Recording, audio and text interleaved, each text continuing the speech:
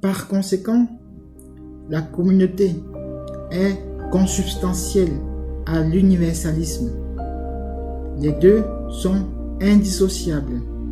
Rappelons que, avec la transposition des identités et des dynamiques humaines de l'univers au sein de l'espace physique de la nation, chaque communauté doit y reproduire librement ses particularités. C'est la condition sine qua non pour qu'une nation obtienne le statut de monde en miniature ou d'univers en miniature. L'égalité appliquée à la liberté est le principe fondamental de l'universalisme.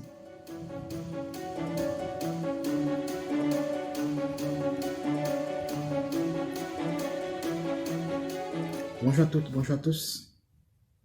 Merci une fois de plus de m'accueillir auprès de vous à travers cette nouvelle vidéo. Elle fait partie, je le rappelle, du projet de présentation des principales thématiques traitées dans la collection de l'ingénierie des sciences sociales et humaines.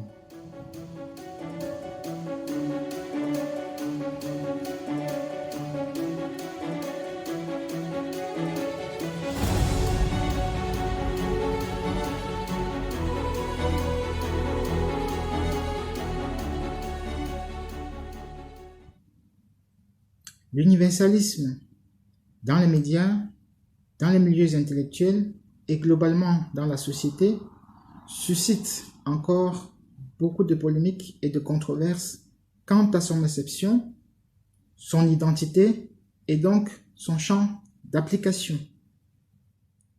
Pour en sortir, en ce qui concerne les nations le revendiquant formellement, il est très important de réévaluer les bases théoriques de leur modèle dit d'universalisme.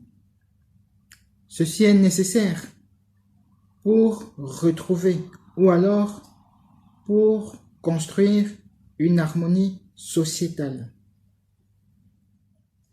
À ce titre, la place des identités des divers groupes humains dans nos sociétés et de leur expression défraie encore la chronique depuis de très nombreuses décennies. Elle suscite en effet très régulièrement polémiques et controverses. Les dernières en date portent sur la restriction de l'abaya dans des espaces publics en France. D'une manière générale, les restrictions, voire l'interdiction des signes religieux sont-elles conformes au principe de l'universalisme?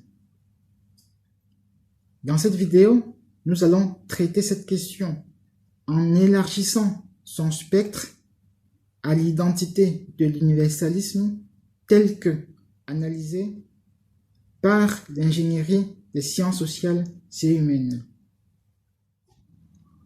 Ensuite, nous allons comparer le modèle qui en ressort avec celui de la France en tant que l'une des nations, si pas la seule, à revendiquer formellement l'universalisme.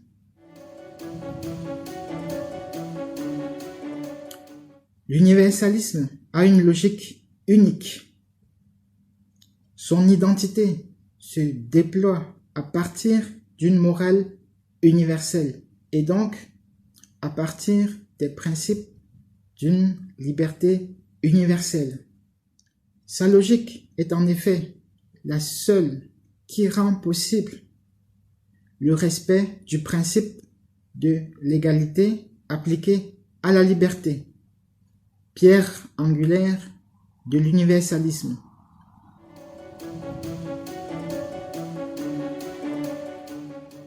Pour une nation, le fait d'opter pour l'universalisme,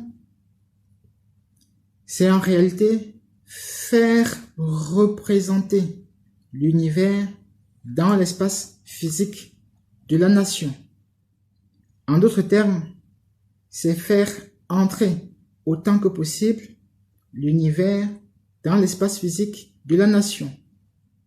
Précisément, autant que possible, tout élément absent dans l'espace physique de la nation, mais observable ailleurs, c'est-à-dire dans le reste de l'univers, doit y être représenté.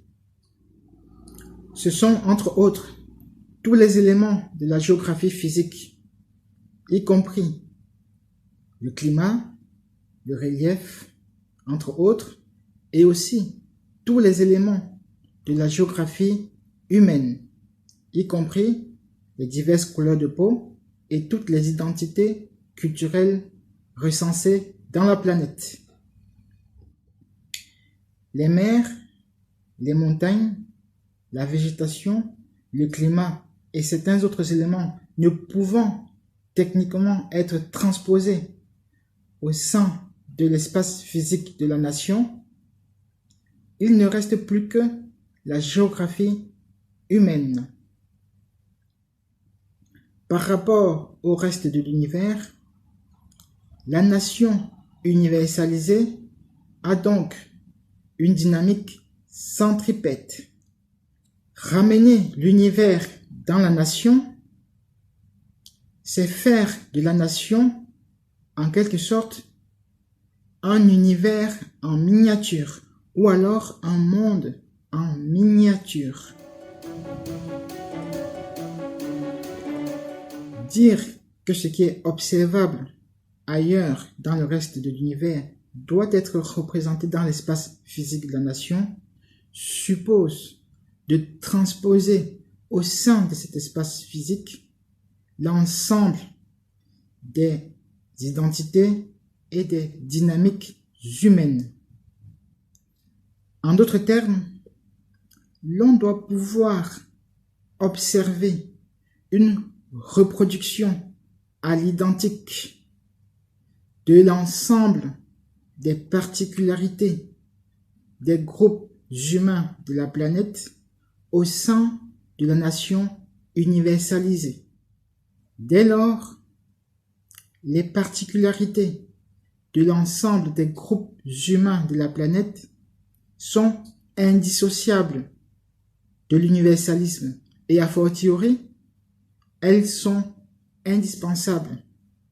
Autant ces particularités s'expriment librement dans leur zone géographique d'origine, autant avec la transposition, elles doivent aussi s'exprimer librement dans le monde en miniature, c'est-à-dire la nation universalisée. On en tire alors deux conséquences fondamentales de l'universalisation d'une nation. Comme les particularités sont indissociables de l'universalisme, alors l'ensemble des personnes revendiquant des particularités communes forment des communautés respectives. Ainsi, une communauté représente un groupe de personnes revendiquant implicitement ou explicitement des particularités communes. Par conséquent, la communauté est consubstantielle à l'universalisme. Les deux sont indissociables.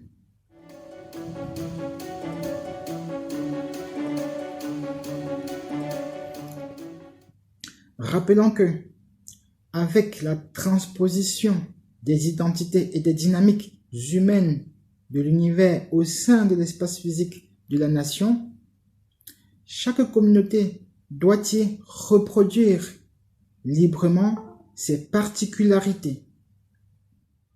Ceci veut dire que, avec la transposition et à peu de choses près, les communautés doivent vivre au point B, c'est-à-dire la nation universalisée, exactement de la même manière qu'au point A, c'est-à-dire leur nation d'origine. Précisément, chaque communauté est entièrement libre de vivre selon ses particularités dans la nation universalisée, tout comme dans sa nation d'origine. C'est la condition sine qua non pour qu'une nation obtienne le statut de monde en miniature ou d'univers en miniature. Précisément, c'est la condition sine qua non pour qu'une nation obtienne l'étiquette de nation universaliste.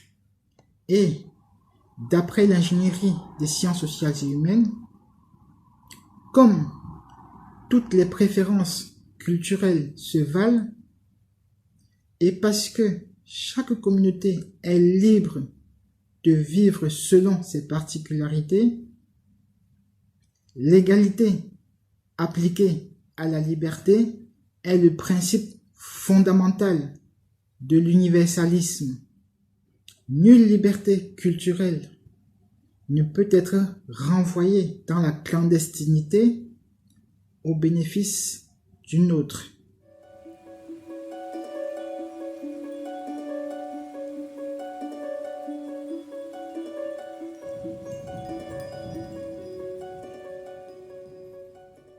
Pour faire cohabiter des particularités généralement différentes et parfois très antagonistes, la nation universalisable doit impérativement s'ouvrir à une autorité universelle de la morale. C'est cette autorité universelle de la morale qui permet ensuite l'expression d'une liberté universelle. Ensuite, toutes les communautés présentes dans l'espace physique de la nation universalisée fixent les conditions d'élaboration d'un contrat social flexible. Seul ce contrat social fixe les limites d'expression des particularités des unes et des autres. C'est ce contrat social qui réduit structurellement la violence, crée plus d'harmonie entre les communautés et, concomitamment, neutralise le communautarisme.